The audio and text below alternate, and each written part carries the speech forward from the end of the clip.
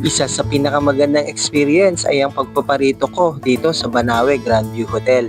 At dito ko natunghayan ang sobrang kapal ng fog, yung tipong wala ka talagang makikita sa daan dahil nga sa kapal ng fog dito sa Ifugao. At kumain ng masasarap na pagkain na luto sa Ifugao. Sumakay ng tricycle habang binabaybay ang kalsada ng Ifugao at maranasan ng pagbuga ng hangin na umuusok dahil sa lamig ng klima dito sa Ifugao. Damhin ang lamig ng hangin at enjoyin ang patak ng ulan na bumubuhos bawat segundo. Samahan niyo akong baybayin ang kalsada ng Ifugao at makipagkaibigan sa mga lokal na taga rito. Kaya ito ang aking experience na gusto kong ibahagi sa inyo dito sa Ifugao, Banawe, Rice Terraces.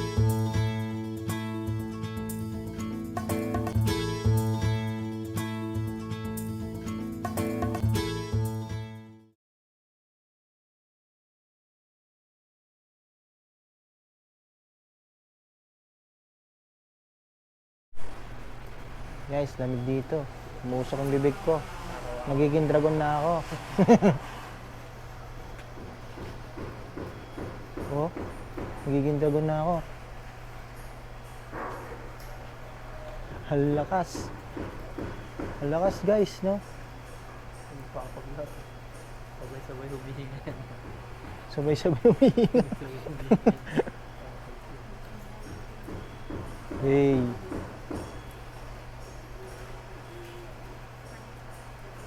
Grabe, ang lamig. Puludin, no? Yung weather dito, maulan-ulan. Umuulan tapos umaaraw, umuulan tapos umaaraw.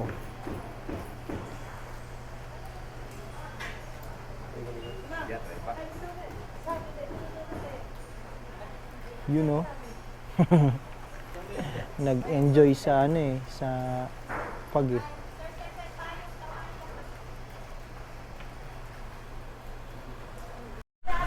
Okay na po. Okay na po. Salamat po. Sasakay na kami, guys. Saan ba yung pinaka Ay! ano sa ano? Yung tumbler ko pala. Salamat po. Apo, nandito na po sa akin. Salamat po. Kapalapit sila sa Cebu eh, yung mga bus terminal doon. Ay. Sa ano na lang kayo magtanong sa mga conductor at driver para alam nila. Kasi hindi natin alam yung Medyo na-late na rin kasi kanina. Guys, ito na nga. I-update ko ngayong araw kung ano yung nangyari talaga buong araw sa akin. So ayan, nung una, nag-book ako ng ticket sa Coda Lines papuntang Coda Lines Corporation. Banawe, Yan, Ifugao. So nung nakapag-book na ako, ito na yung nangyari. Nakasakay na ako sa bus. Ang unang stopover namin ay sa First stop natin, Aliaga, Nueva Ecija. sa Nueva Ecija, Aliaga. Pagkatapos nun, pagbalik namin sa bus ulit, ang sunod na stopover namin is sa Nueva Vizcaya sa may Aritao. Ay, bago pala doon, may nangyari palang hindi maganda. Ito yung worst na hindi inaasahan na merong isang trailer na nakatumba sa kalsada sa may pakurba sa Santa Fe. Inabot kami ng ilang oras doon bago kami makalusot doon sa traffic na yon. Sobrang tagal ng hinintay namin bago makalusot. Nung nakalusot na kami, ang next naman na stopover namin ay sa Aritao, Nueva Vizcaya. So, ito naman yung nangyari. Time check, guys. Second stopover na namin. So, ang oras 6:16 ng umaga. Grabe lamig dito, guys. So, naglulugaw muna kami. Lugaw-lugaw muna, pampawala ng lamig. Guys, nandito na kami sa Aritaw. So dito pa lang kitang-kita na yung mga cirrus clouds. Pagkatapos naman na nangyari na yon, ang next naman na nangyari sa amin, habang bumabiyahe yung bus na nasakyan namin ay meron na namang nangyaring hindi inaasahan. Yung bus na nasakyan namin ay nakabangga ng isang sabihin nating sasakyan din siya pero maliit lang, parang style Kia lang siya style Kia Pride lang yung size ng sasakyan niya, hindi siya sedan pero 4-seater lang din siya. Pagkatapos naman nun ay nagsettle yung driver ng bus doon sa police station kung anong gagawin nila. At ayun na nga, nasettle nila. Bumalik na kami sa biyahe. Around na siguro, nasa 10 o'clock siguro yun ng umaga. Di yun na. Pagkatapos naman nun, nakarating ako dito sa Ifugao, malapit sa may Rice Terraces, dito sa Grandview Hotel. Ito pa ang pinakamaganda at ito pa ang pinaka-worst na nangyari. Yung time na mag-uuwi na ako, pumunta na kami sa bus station. Ang nangyari, naiwanan naman kami ng bus. Pero, ito naman, yung pinakamagandang nangyari. Nakikita nyo to? Ayan, yung pinakamagandang nangyari.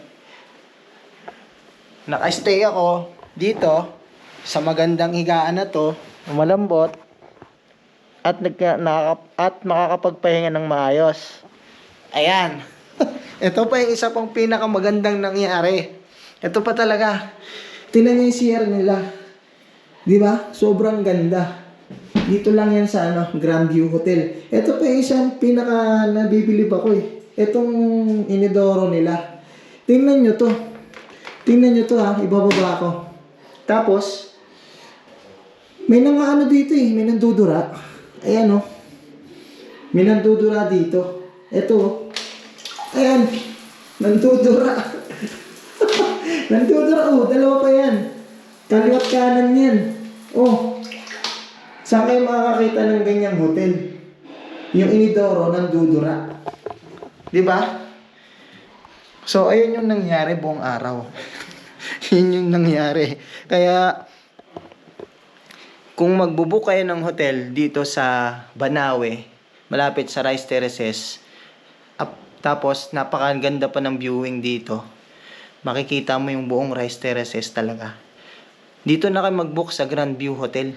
Sobrang ganda.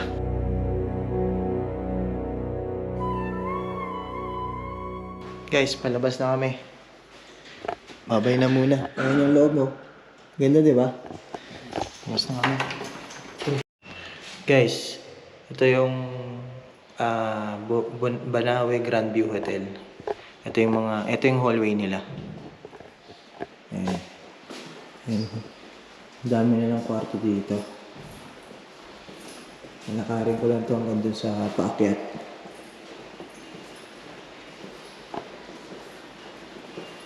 Yan, ganyan kalinis yung hotel nila. Sobrang linis. Tapos, ito hindi ko alam kung anong tawag dito Heater yata ito.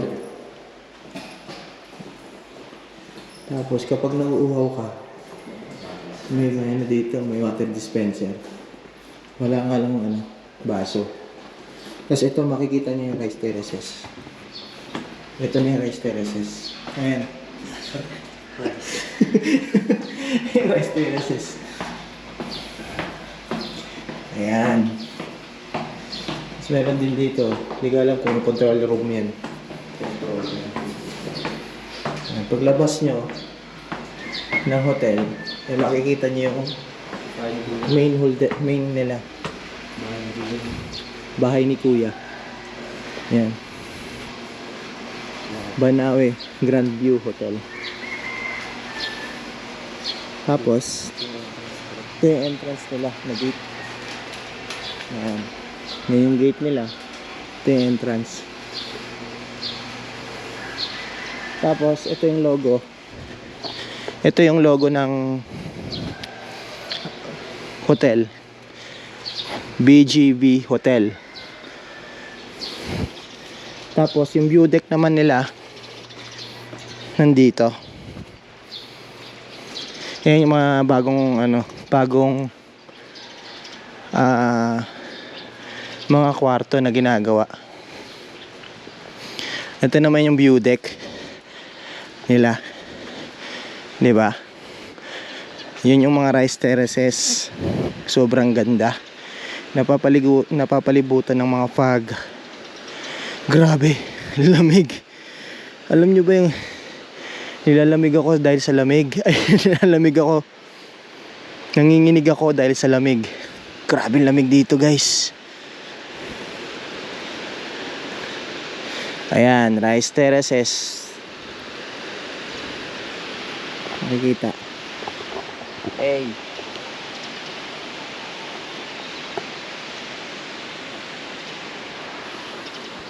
Meron din palang isang view deck doon. Ayun. Yun yung isang view deck. So, sa mga riders, pwede kayong mag-view deck doon. Pwede kayong mag-picture-picture para makuha nyo yung isang buong ito. Yan. Diba? Sobrang ganda. Tapos meron dong mini falls sa baba. Alright. Sobrang ganda. Mga ibon, no, nagliliparan.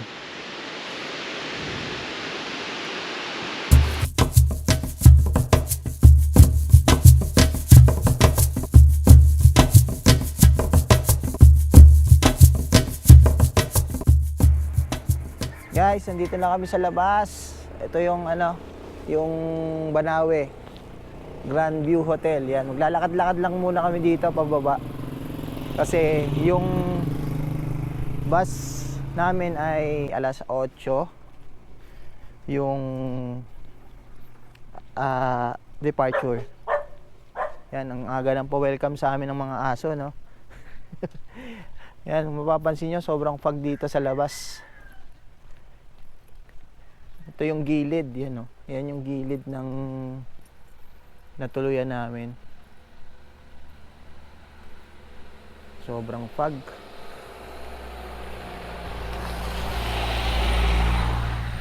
Yan, no? Sobrang ganda. Buhay na buhay mga halaman dito dahil sa fog. Para Undertaker. Yan, no? Hindi mo na makita yung kalsado. Oo nga, oh, hindi mo na makita yung kalsada, no? Zero visibility. Ewan. Bahala kayo dyan. Ito yung isang view deck. Yan. Dyan. Tagusin natin kung kaya. Kaya natin tagusin. Tumagos tayo sa ilalim, no? Lalim pa naman yan. May truck na parating.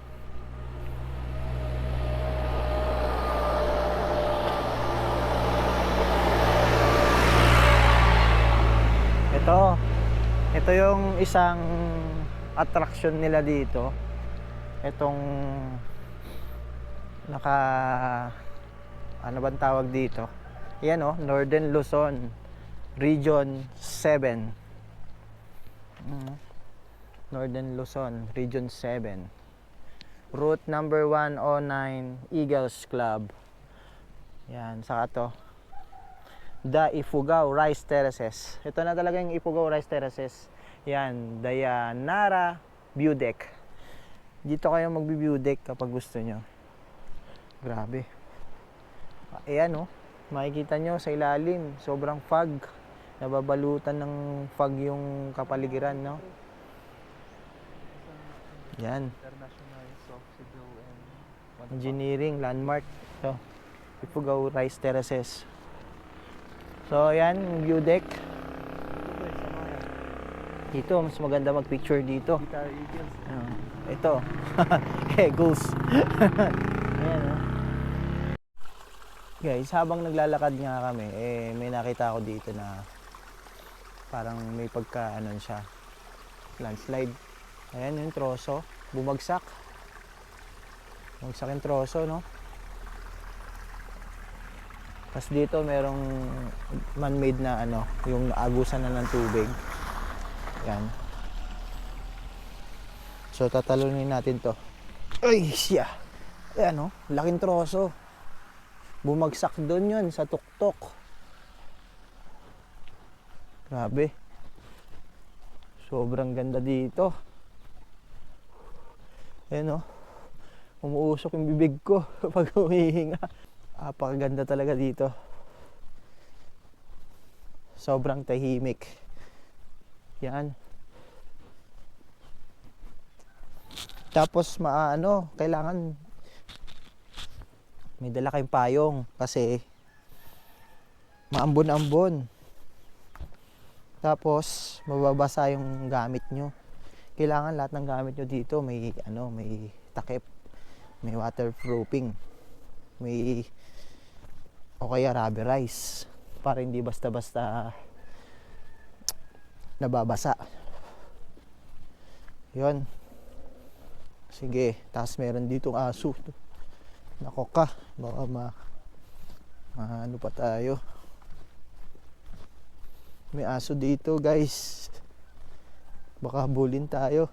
Nagagalit yung aso eh. Oh, sige. Nakabidyo ka. Nakabidyo ka. Nakabidyo kayo, ha. Nakabidyo kayo, sige. Sige, nakabidyo kayo.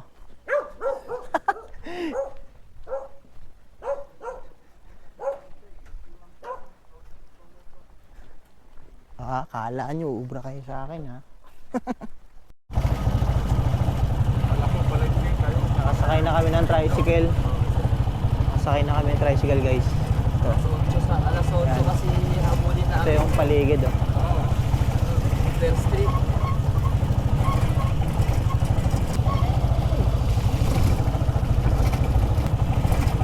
Uy, nayupi. Grabe, nadaganan. Natabunan, sir. Tabunan. Inaayos pala yung kalsada dito, no? Yung no? Nilalagyan ng mga suporta. Tumatong na. Habang binabaybay nga namin ang kalsadang ito, wala kang ibang makikita kundi ang makapal na fog at matataas na puno na nakapalibot dito. Yeah, sakto. Salamat po, kuya. Grabe. Dito na kami sa bus. Kape tayo, kape. Salamat po kay kuya. Inatid kami. Pusa. Oh. Grabe yung bunga nga ako. Nagiging dragon na ako. Grabe po. Oo. Ano yan? Dito. Dun sa baba. Dun may mga tinapay, oh. Wala pang sakay yung bus. Kami yung unang nakapunta dito sa bus. Tapos Banawi Hotel and Youth Hostel. Ayan. Grabe talaga lamig dito. Ay, noodles. Open sila, come in, open. 40 price pre, 60. Oo, pwede na yan. Bukas ba sila? Open na sila. Open. Hindi, sarado.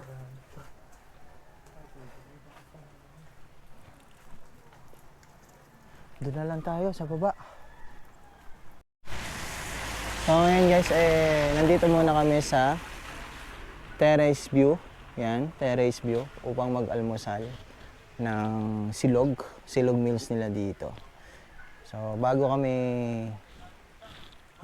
bumiyahe papunta sa aming pauwi, mag-aalmusal muna kami dito sa Terrace View. Ayan guys, dito nag-aalmusal na kami.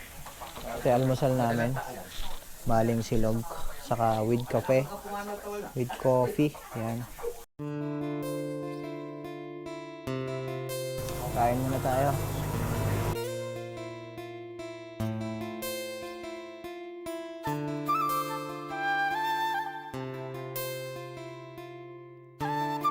Ang kasaysayan ng mga Ifugao sa Philippine Cordilleras ay sumasaklaw sa mga sinaunang migrasyon mula sa Timog Silangang Asya. Mga siglo na matinding pagtutol laban sa kolonisasyon ng mga Espanyol, pagsasama sa Mountain Province na nilikha ng Amerika at sa kalaunan ay pagiging probinsyal noong 1966 habang pinabubuo ang kanilang mga iconic na rice terraces at natatanging animistic na kultura na sikat na nakasentro sa pagtatanim ng palay at pagpipitagan ng mga ninuno ngayon.